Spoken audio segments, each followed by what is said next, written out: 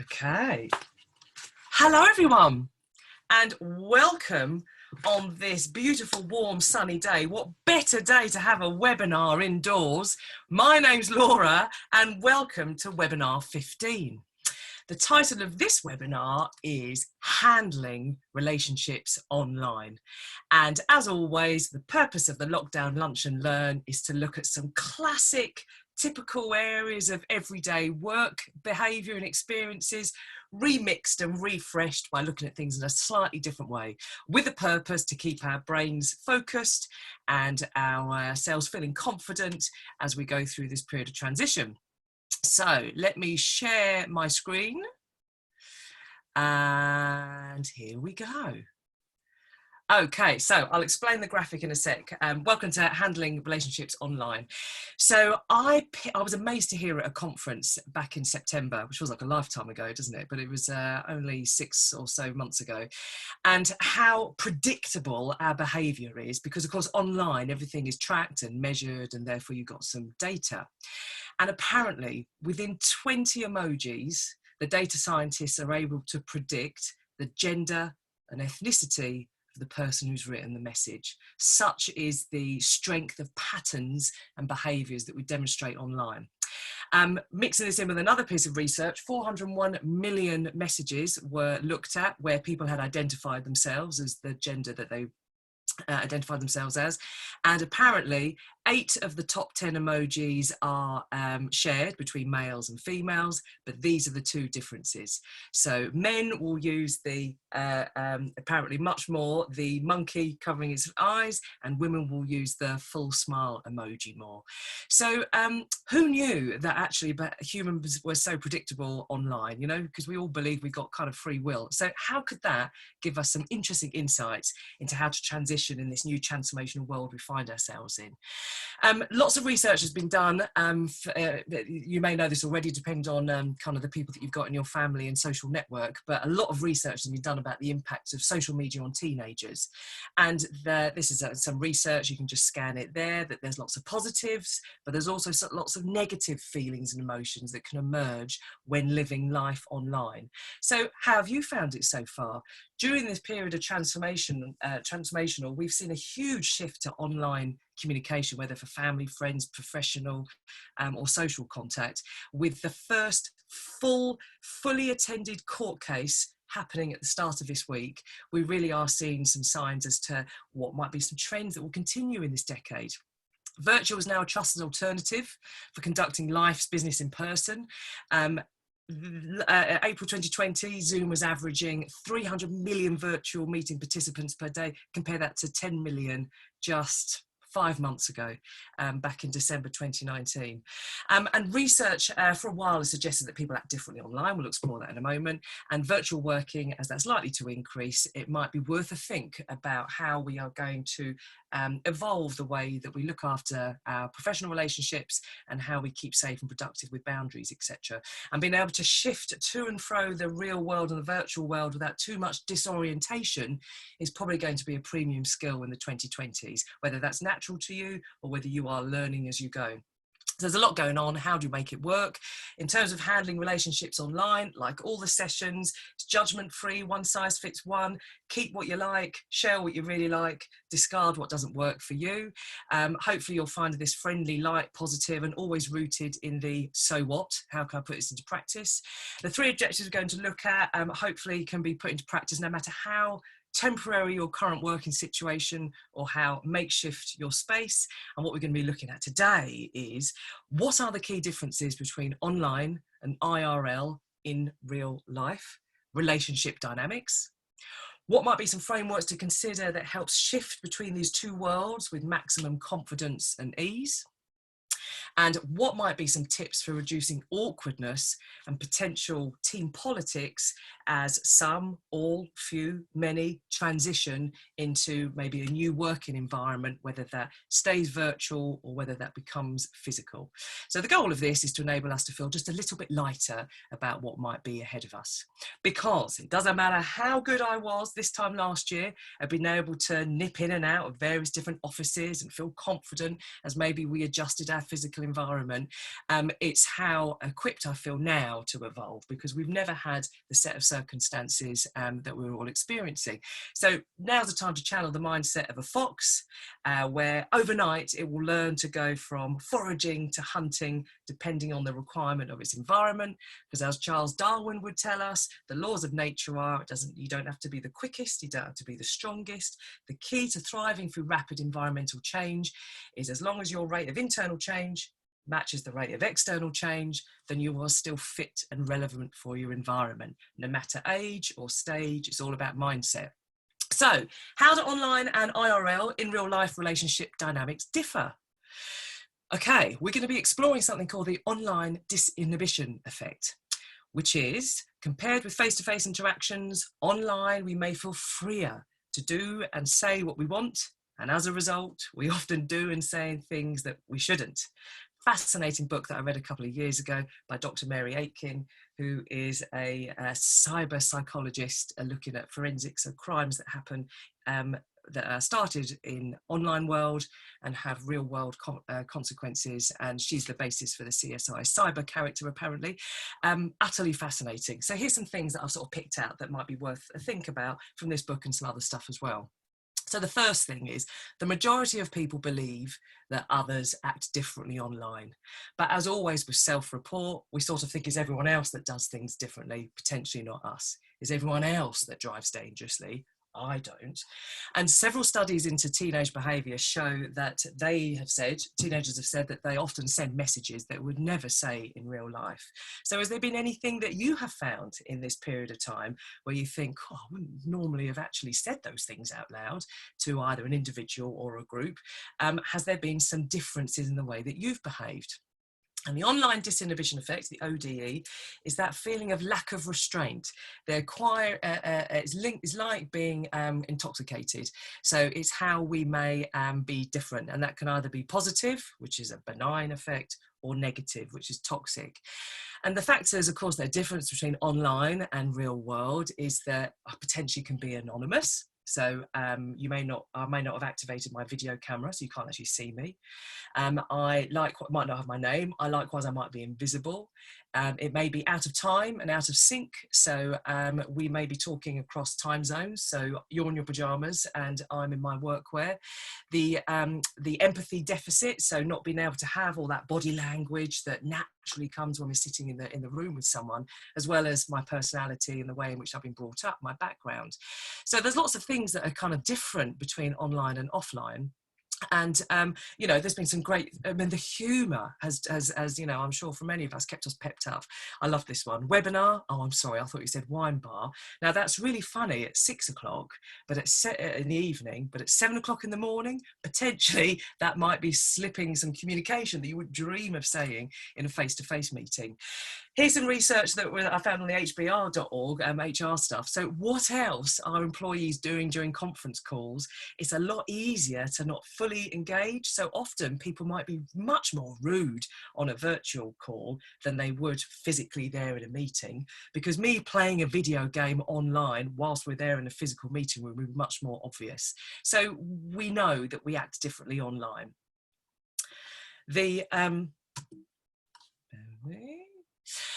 Another thing to consider is that we are now being studied and measured like never before. And of course, that includes ourselves being able to study us.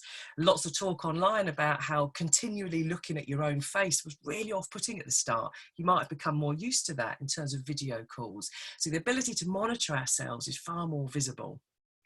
Eye tracking studies show that what we look at is that we are naturally drawn to human faces and eyes, especially babies and attractive people. So when they've done eye tracking studies looking at online marketing, we are drawn, you see the hotspot there, we immediately are drawn to a pair of eyes. What is less known is that what a human looks at, we then follow their eyes as well. So actually to optimize the text being written, what marketers have realised is that you cue the reader to look at something themselves. So how might that be useful for us? Well, basically what that absolutely demonstrates is eye contact is everything. So I gave this tip in a number of webinars ago, but I have 2 googly eyes stickers now above my webcam to ensure that I am looking up. Otherwise you just find yourself attracted to the screen, which means that I'm unable to meet the gaze of the viewer. So that's just a handy hint that I've sort of stumbled across, really. The other thing that's interesting as well is that what is around us in our environment really impacts behaviour.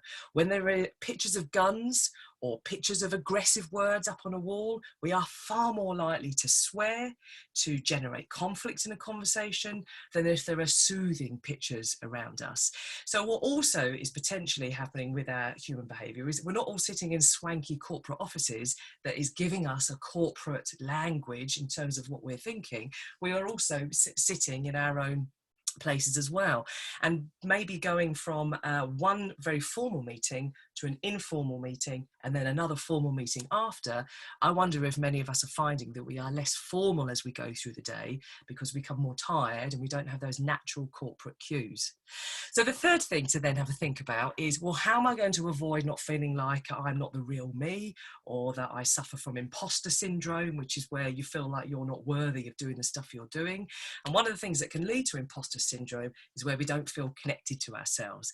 And of course, for many of us, we have been playing our digital twin for the last couple of months. So could it be worth a think about how to integrate both sides of your 2020 personality as we look to then merging the worlds again? I got really interested in this idea of digital twin a couple of years ago when an architect told me about this concept of digital twin, which is if you're building a new big building, for security, you have a digital twin that exists online. So then you can then, for example, set simulations on what would happen if there's a power cut, but you don't do it with the real building, you do it with a digital version. And of course, we all have a digital version of ourselves as well, which is a representation of me that I am physically here in the physical world, but of course what's happening now is a digital version. So the more confidently we are able to integrate the video version of yourself and the real version of ourselves, then the easier it is going to be to go to and fro. For example, if I am really formal and quite clipped in my online communication, then potentially when we meet in person is going to be a bit jarring because I might be much more relaxed and much more fluid. And of course, over time, we're learning how to be this digital twin version of ourselves. But maybe one thing just to have a think about as we look to the next phase of transition is, what have been the personal benefits of me being more digital? And what have been some of the consequences of being more digital?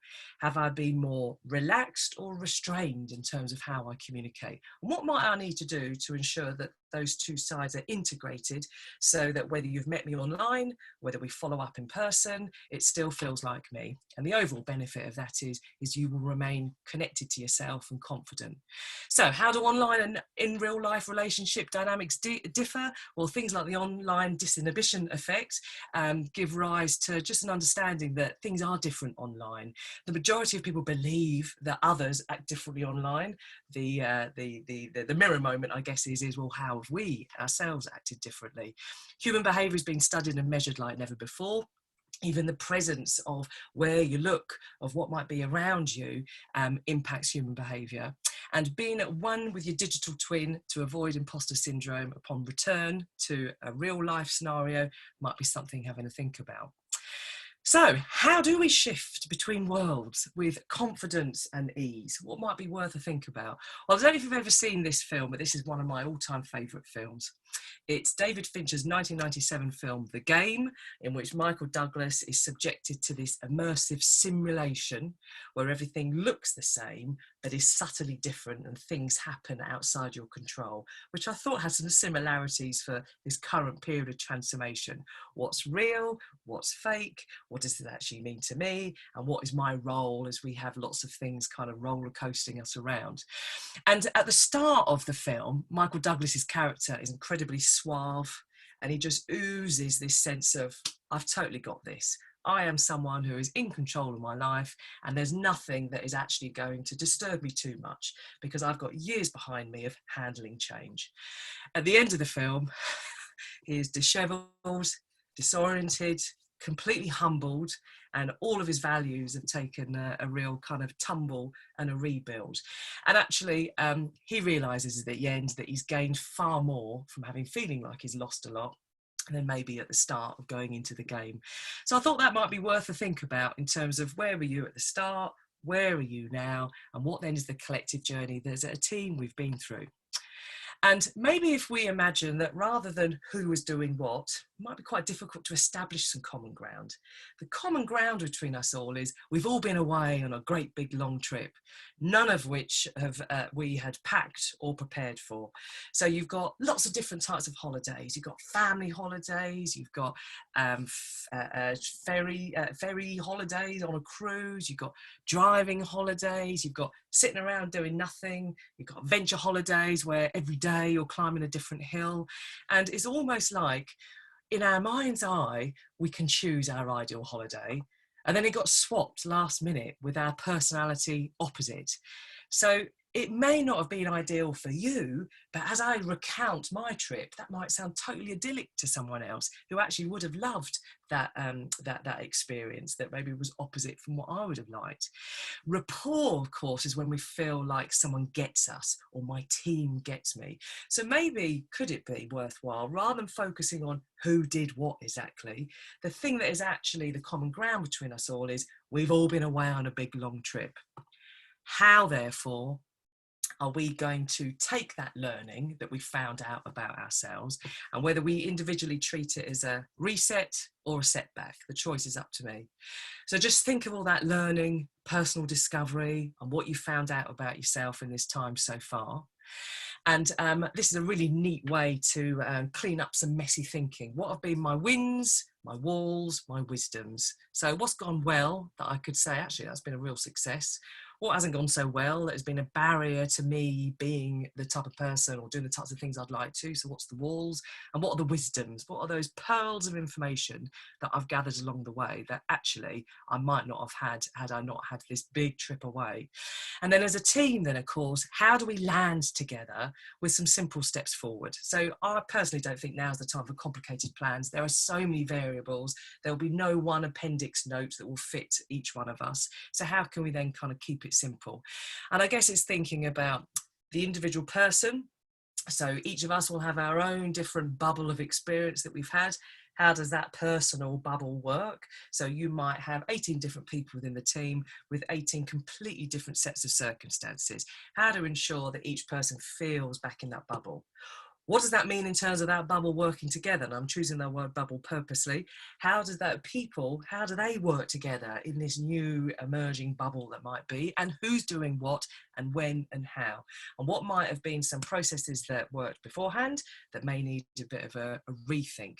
And on a previous webinar, I talk about the Tuckman team dynamic model, which is just so simple and so awesome. And basically what we're looking at is what is the best way for us to reform? So to start the clock again, so we all land together, because we're all here in the arrivals hall, a bit dishevelled, a bit disoriented. How are we now going to travel on together as a team, regardless of exactly what we were doing in the last X amount of weeks and months? We've all been away.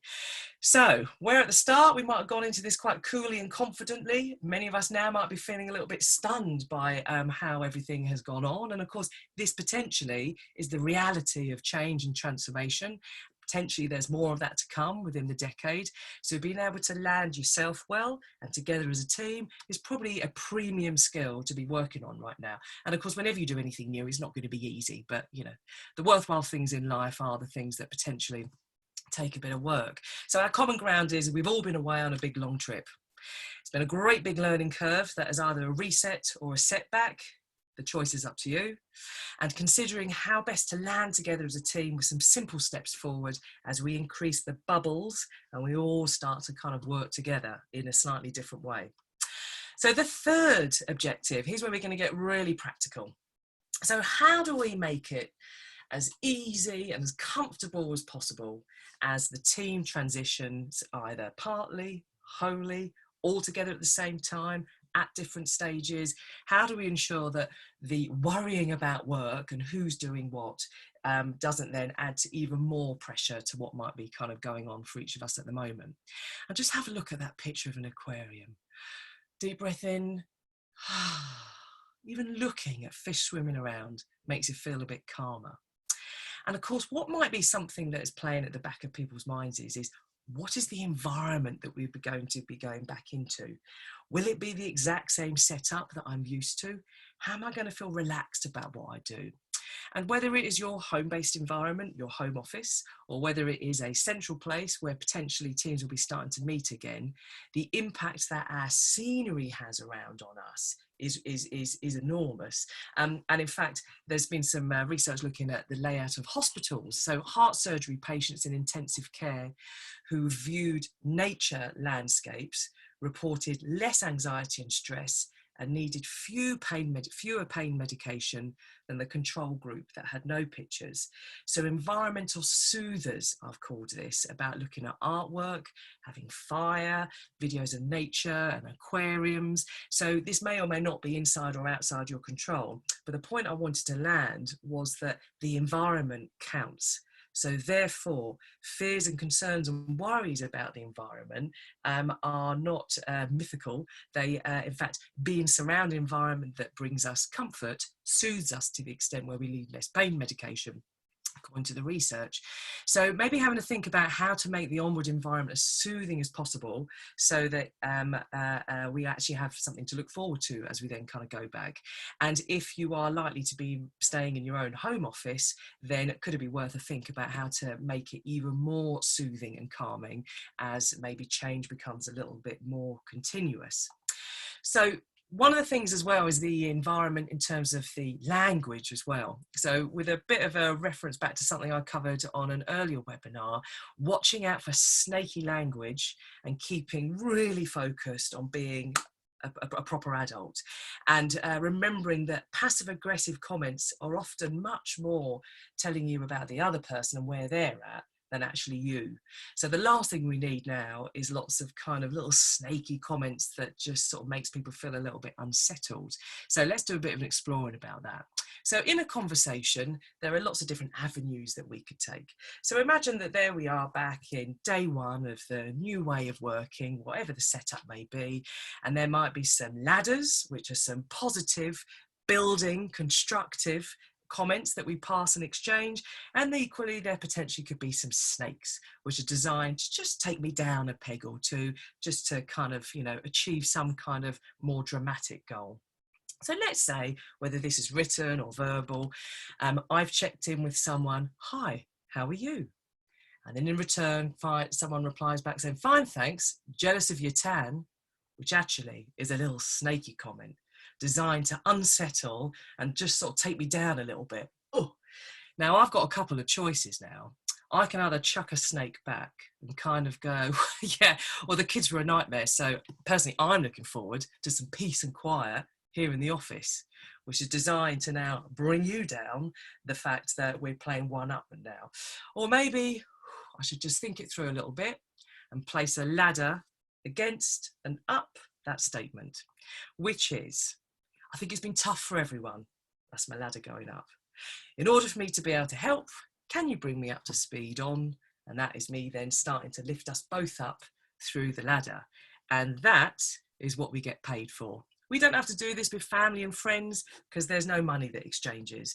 But when it's a professional conversation, i.e. I'm being paid to communicate with someone else that's being paid to receive my communication, then this is what the money pays you for. That's personally what I think, is being able to have those three little dots and recognise we have a choice. I can choose to slither after that snake and go down the drama line into the past, or actually I can put a ladder up against that to then start climbing us up together, focusing on the future.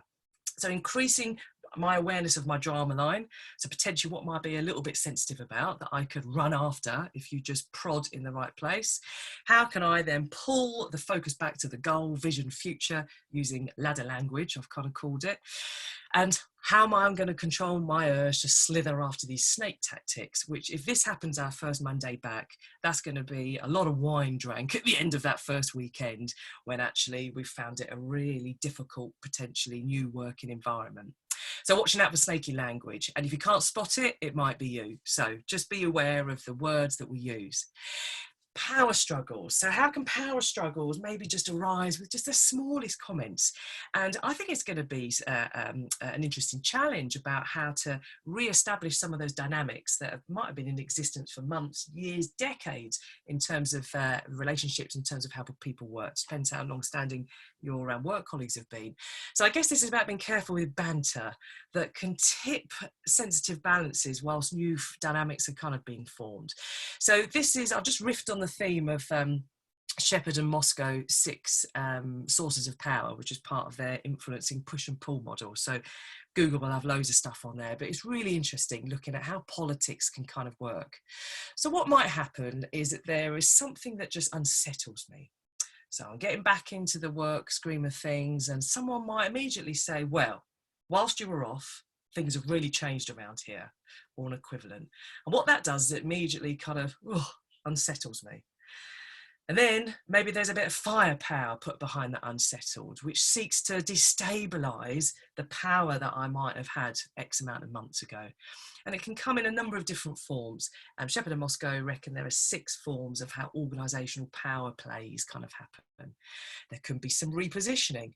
So after all of this now, we don't wait for authorisation. Personality. Well, it's only been me who's handling all the calls. Oh, no, it was on the other WhatsApp group that we posted that. You weren't on that WhatsApp group. Moral, well, personally, I think that would be too risky and unsafe now, which kind of can pull the rug out from under an argument. Expertise, so, well, pretty much all of the processes have been rewritten. Or coercive. Head office says we're not allowed to do that anymore. So whichever one of those little kind of destabilizers is potentially being used, it's then walloped with maybe a disempowering statement, which is, so why don't you just go and put the kettle on because the kitchen's still where it is. And at that point, potentially in the first 10 minutes in, I'm thinking, whoa, where do I sit in with all of this? So if you think that that might be something that you're kind of a bit concerned about, then it's about being able to come back with a kind of a ladder approach, which is, okay, please can you help me understand what's changed? And it just immediately comes back with an open-ended question to then just get the balance kind of getting a little bit more stable. So the third thing maybe to have to think about is what might be some questions that we can ask as a team of each other, that I can ask of you if I'm the one that's been away and you guys have been the one that's being in. And the questions that we choose to ask can give much more away about you than the other person.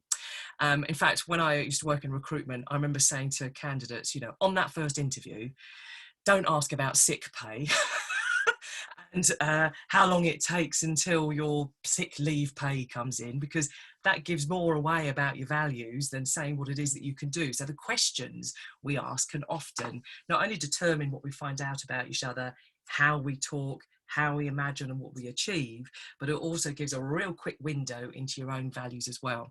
So appreciative inquiry is the term that's been put together for questions that means you're framing curiosity in a really kind of collaborative way. So rather than saying to someone, well, how did you cope with such a massive house and garden? It might be worthwhile to use more appreciative inquiry questions, which is, how can we make the best out of the situation? What would you like to achieve from this first week back in? What can we do differently in light of all that's changed? And what's currently working that you guys put in as a temporary that we can evolve and build on? So everyone feels included in that future focused conversation. So how do we make it as easy and reduce awkwardness and not make things political as the team transitions? And what we hoped from this webinar is it just gives you something productive to think about rather than worrying about what next stage might be, and even things about thinking what the new environment's going to look like, whether that's home or a third place, another place.